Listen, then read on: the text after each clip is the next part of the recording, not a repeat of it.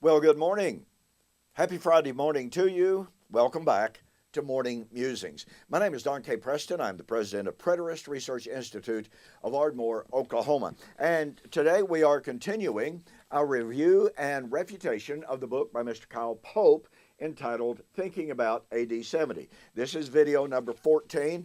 I'm not going to be having all that tremendously more videos. I really honestly don't think there's much need for it. And I'll go so far as to say this.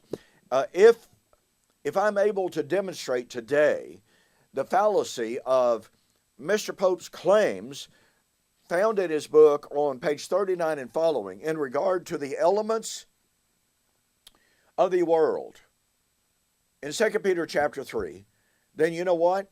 There's really no need for much more to be said, although I am going to have some things to say about his claims about Daniel chapter 12, because that's so important. But if I establish the case this morning about his use of the Greek word stoicheia, his definition, and his claims about the Bible definition of the Greek word stoicheia, then guess what? Essentially, his entire theology crumbles to the ground. There's really honestly not much left of it. And I came to that conclusion years and years ago. And I, as a result of writing a little paper on the New Heaven and New Earth, it was about 50, 60 pages long, years and years ago. And I began to see that the concept of the New Heaven and New Earth had nothing to do with material creation. I began to see some fallacies within the amillennial world of which I was a part, in which we argued, well, you know, 2 Peter chapter 3 is about the destruction of literal, physical heaven and earth. And yet Peter said we look for a new heaven and new earth, but according to that hermeneutic, according to the amillennial world, Peter wasn't saying we look for a literal, physical new heaven and new earth. So on the one hand, Peter is talking about the destruction of literal, physical heaven and earth, but he's not talking about the creation of a new literal, physical heaven and earth, even though he says heaven and earth pass away, we get a new heaven and earth. Folks, you talk about changing horses in the middle of the stream, and they just hit me like a ton of bricks right out of the clear blue sky one day. It's like, wait a minute. Where's the hermeneutic for this? This is literal. Heaven and earth is literal. Oh, but wait, heaven and earth is not literal. And I begin to see lots of other problems. For instance, in 2 Peter chapter 3, verse 15 and following, after saying, according to his promise, we look for a new heaven and new earth, wherein dwells righteousness, verse 13, Peter reminded his audience that God was faithful. And then he said something absolutely incredibly important. And that is that he was reminding his audience of what Paul, the beloved apostle, had written in all of his epistles concerning these things. Concerning what things? Concerning the passing of heaven and earth. Concerning the day of the Lord. Concerning the destruction of heaven and earth. Concerning the passing of the elements. So let me abbreviate that. Peter in 2 Peter chapter 3, verse 15 and 16, said that Paul in all of his epistles wrote the same thing that he did in 2 Peter chapter 3. Oh, and he said, which the unlearned and the unstable twist and distort to their own destruction. But he said that Paul in all of his epistles said the same thing that he was saying in 2 Peter chapter 3 about the day of the Lord, the passing of the elements. Okay, then that must mean that since Peter said, Paul said the same things that he did, and that he was repeating what Paul said in his epistles about the passing of the elements, we ought to be able to go to Pauline epistles and find out what Paul had to say about the passing of the elements, because after all, if it's true if it is true that Peter was talking about the passing of the basic, fundamental, physical elements of material creation, then since he tells us that what he's saying is repeating what Paul said in his epistles, then Paul, in discussing the passing of the elements, must have been talking about the passing of the basic, fundamental building blocks of material creation. Peter says, I'm repeating what Paul said. Paul talked about the passing of the elements. I'm just repeating what he said. Okay. Now, in his book, Mr. Pope tries to argue from extra-biblical writings about what the word stoichion means. Well, it is sometimes very helpful to see what extra-biblical writers said. Now, the question is, number one, are they inspired? Number two, are they talking about the exact same thing that Peter was talking about and that Paul was talking about? And the answer to that is an unequivocal no, they were not. So this is really a great example. I use the word great in a negative sense here. This is a glaring example of imposing a different context onto the biblical context. Illegitimate totality transfers is the technical term for that. So, in one sense, it doesn't matter what Xenophon and other, let me see here, he quotes Plato, he quotes Apollonius, etc. Well, that's fine for, a study. But once again, if the context is not the same, then it's improper to impose what they said onto the biblical text. It is assuming, for instance, that since, number one, Peter said that his doctrine of the day of the Lord, and therefore the passing of the elements, was based upon what the Old Covenant prophets said, that should be our source. And oh, by the way, in Deuteronomy 32, which was a prediction of Israel's last days, the Lord said, a fire is kindled in my anger, it shall burn to the lowest hell and consume the earth. In Israel's last days. And Peter, in 2 Peter chapter 3, echoes Deuteronomy 32. And Peter in 2 Peter chapter 3 is very clearly quoting verbatim from Isaiah 65 and 66 and the prediction and the prophecy of the coming of the new heaven and new earth. But the coming of the new heaven and new earth in Isaiah 65 and 66 would only come at the time of the coming of the Lord in the destruction of Israel. Isaiah 65:15 and following, the Lord God will slay you, for behold, I create new heaven and new earth. Now, if Peter, in his anticipation of the new heaven and new earth, was citing from the Old Testament, says he was, and if he's citing from Isaiah 65, and virtually all scholars agree that he was, but if Isaiah 65 is not talking about the passing of literal, material, physical creation, but the destruction of Old Covenant Israel to bring forth a new creation, then guess what? You can't make 2 Peter 3 about the destruction of literal, physical, material creation or the passing of material, literal elements. I mean, after all, let's face it, if the destruction of the elements of the world is the same as the destruction of heaven and earth, and who would deny that? Then since Isaiah 65 and 66 are talking about the destruction of heaven and earth, then they're talking about the destruction of the elements of the world. But Isaiah 65 and 66 is the destruction of Old Covenant Israel and her covenant world. So everywhere that Mr. Pope attempts to turn for his doctrine of the destruction of literal material heaven and earth just simply does not work. Now, as he points out, Peter was predicting the destruction of the earth and the elements that are therein.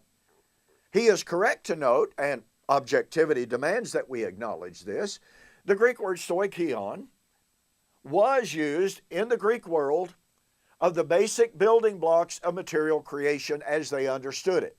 They referred to the elements of the world as the earth, the wind, the fire, and the water. Now, interestingly enough, Josephus says that on the veil of the temple, standing between the holy place and the most holy place, were engraven the colors representative of the elements of the world. You know what that means, don't you? Symbolically, metaphorically?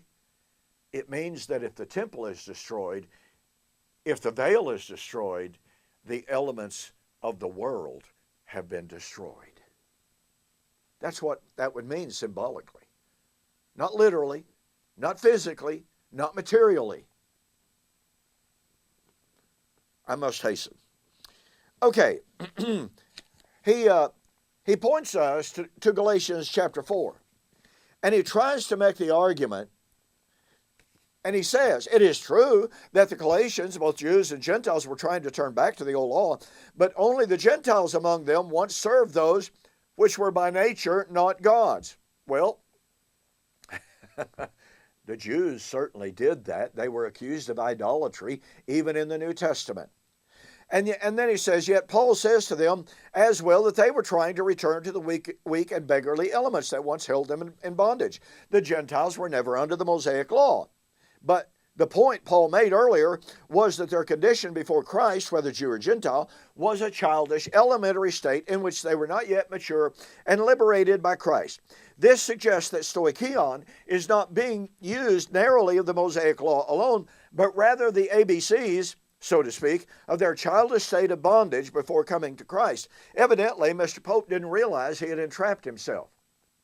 I don't have the time to do an in-depth exegesis of Galatians chapter 4, but I would simply point out that Paul says, when we were children, were under bondage to the elements of the world. And he says, I am afraid of you. You observe days, weeks, months, and years. Folks, that's Jewish. I don't care how you cut it, slice it, or dice it. That's Jewish observance of the feast days. But then he says to them, after you have known God, and by the way, he's still talking to the same audience. But then indeed, when you did not know God, you served those which by nature are not God's. Guess what? Israel's history was of serving that which was not God. That's why God destroyed him from time to time. But then he continues. But now that after you have known God, or rather are known by God, how is it that you turn again to the weak and the beggarly elements? They turn again to the weak and the beggarly elements. Now, Mr. Pope wants to argue, well, see, now he's talking about Gentiles. Gentiles were never under the law, therefore he's not talking about the law as the stoicheion. Well, you see, this really doesn't help him. Because he is arguing that in 2 Peter chapter 3, stoicheion must refer to literal physical creation. But point number 1 in Galatians chapter 4, he is admitting that verse 3 were the basic elements of the law, of the Jewish law, not physical elements of the world. Then he says, but verse 8 and 9 refers to the Gentiles who were under idolatry. Okay, let's grant that for argument's sake. They still were not under the basic elements of material creation. They were still under the basic doctrines of idolatry. So either way, Mr. Pope's argument blows up.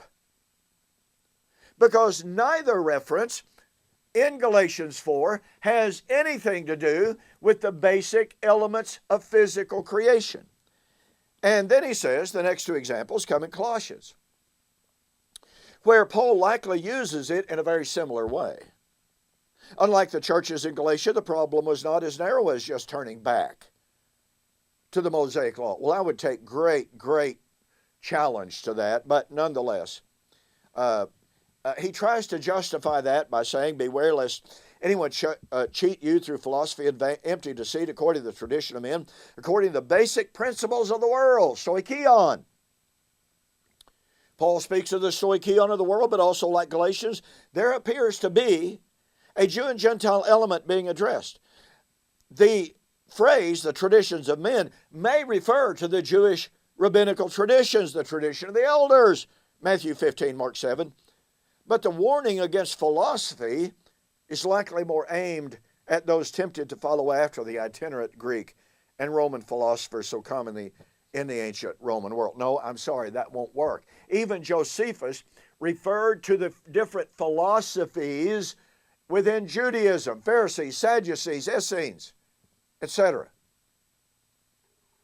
And when Paul ties it to the traditions of men, he's emphasizing that. Now, let's take a look. Because in Colossians chapter 2, to try to argue that Paul is not talking about the basic elements of the law of Moses simply will not work. Now, Paul is writing, it is certainly true, to a Jewish element of the church, and he says, let no man judge you in respect of new moons, feast days, and Sabbaths, which are, that's a present active indicative, a shadow of the things that are about to come. So, Mr. Pope is wrong to say the law, with its new moons, feast days, and Sabbaths, was nailed to the cross. Because Paul in Colossians chapter 2 says those new moons, feast days, and Sabbaths were still, when he wrote in approximately 62 AD, still shadows of the things that had not yet come, hadn't been fulfilled, and Jesus said, not one jot, not one tittle shall pass from the law until it's all fulfilled. But I digress. So, he tells them, verse 20, therefore, now watch this, if you died with Christ and in Christ,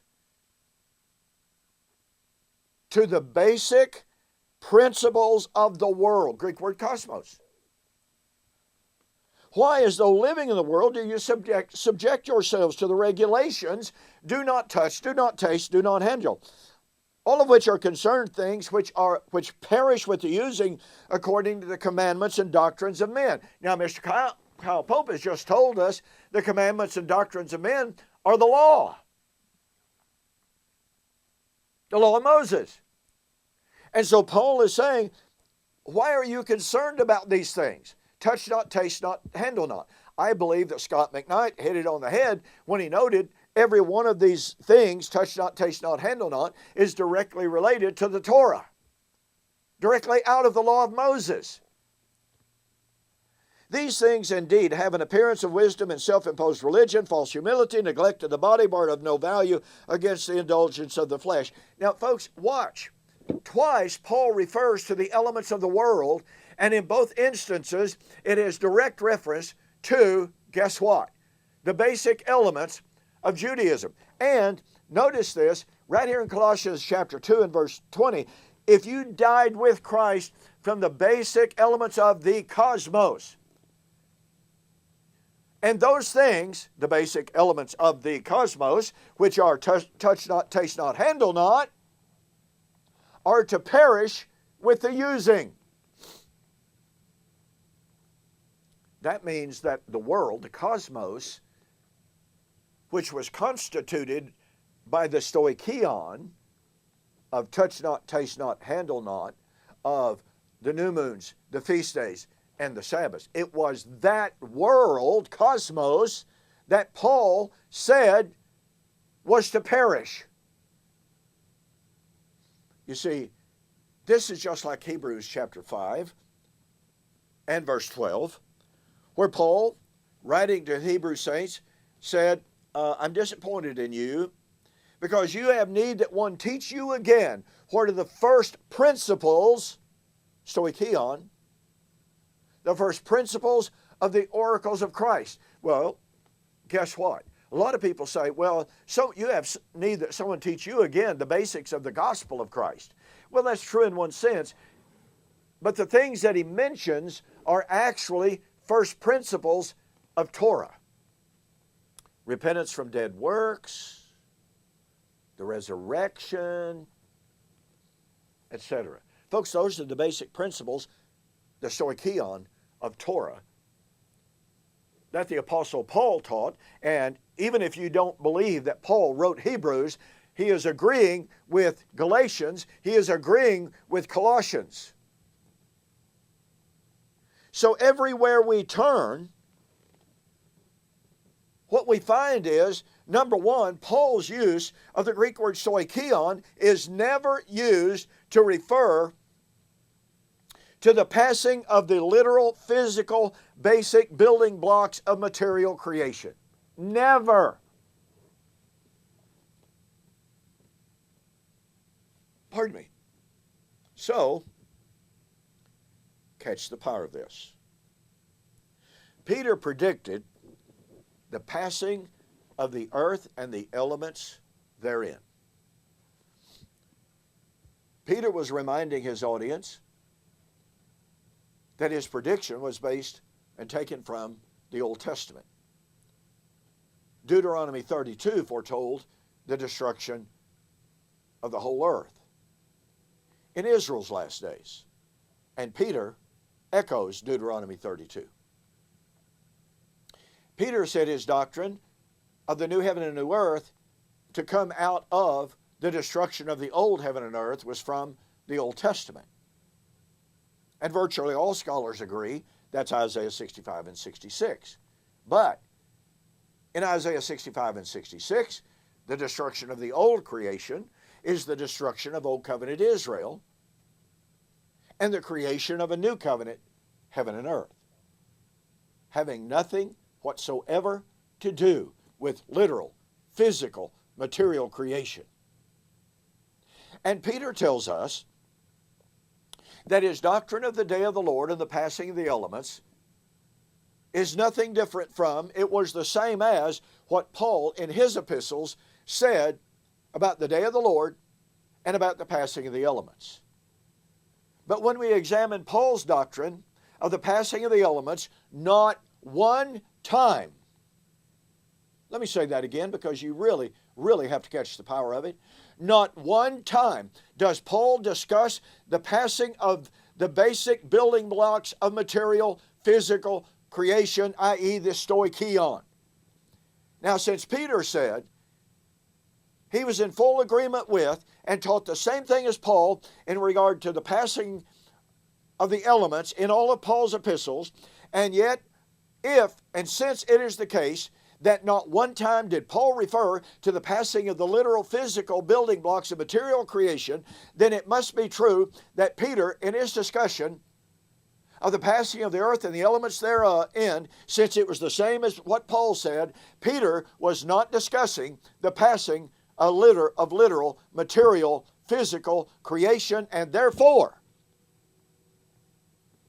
Mr. Kyle Pope's entire theology goes up in smoke. You must be able to prove. You see, Mr. Pope acknowledges, okay, in Galatians, stoicheon is not about literal physical creation. In Colossians 2, stoicheon is not about literal physical creation. In Hebrews 5:12, it's not about literal physical creation. Okay, if you admit that all previous usages of stoicheon have nothing to do with literal, material, physical creation, and if you come to 2 Peter chapter 3 and you acknowledge that Peter says he's repeating and agreeing with all of those other references, I'm sorry, you've surrendered the field. And Peter was not talking about the passing of literal, physical creation. Listen, in my book, The Elements Shall Melt with Fervent Heat, I have an in-depth exegetical and linguistic study of stoicheon. Do yourself a favor, go to my store, website, DonKPreston.com, BibleProphecy.com, and go to the store and order The Elements Shall Melt with Fervent Heat. If you'll send me a note that says you saw the offer on YouTube or Facebook, I'll refund your shipping. That'll save you $5. Hey, thanks for joining me for this morning's Morning Musings. Please have a great, safe weekend. I'll see you on Monday.